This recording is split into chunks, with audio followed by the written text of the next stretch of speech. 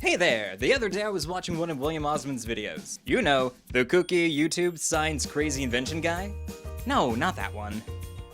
Anyway, in his video he announced he's making a Maker Faire type event, and that it wasn't a joke.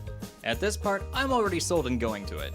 But then he said, A red Among Us figure, the giant inflatable Among Us figure goes over there. And wondered if there was a way it could be 3D printed instead.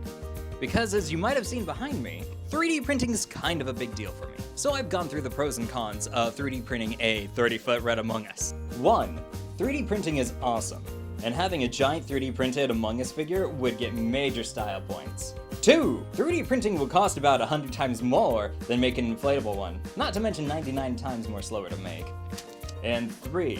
If you want a faster 3D printer, get a concrete printer and print that sucker in sections. And that way, it'll weigh a literal ton and be next to impossible to transport. And the cons are... Oh wait, those were the cons, there are no pros. Yeah, don't 3D... There are no pros, unless you like throwing giant amounts of money away, or have the financial backing of Elon Musk or Scrooge McDuck. So, a 30-foot tall Among Us isn't financially doable. But, what about a scaled down version? A 3-foot tall 3D printed Among Us wouldn't be too bad. Would it?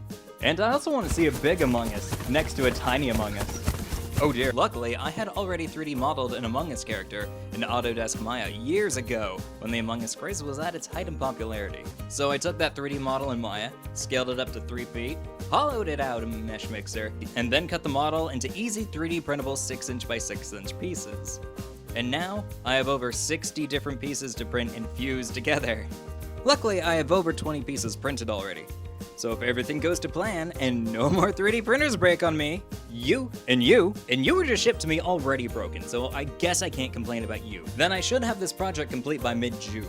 Oh yeah, I forgot to mention, there are going to be 150 booths at Opensauce, and I want to be in one of them. And this video is kind of like an application to get one of those booths. And the deadline to apply is, tomorrow, or today, depending on how much sleep I allow myself to finish this video.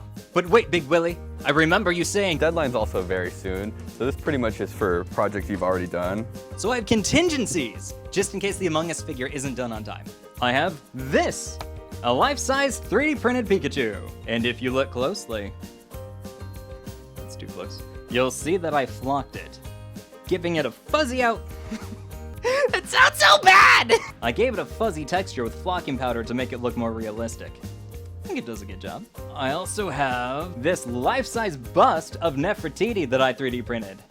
Probably not going to be as popular, but still cool. And lastly, oh, this is heavy. I have these.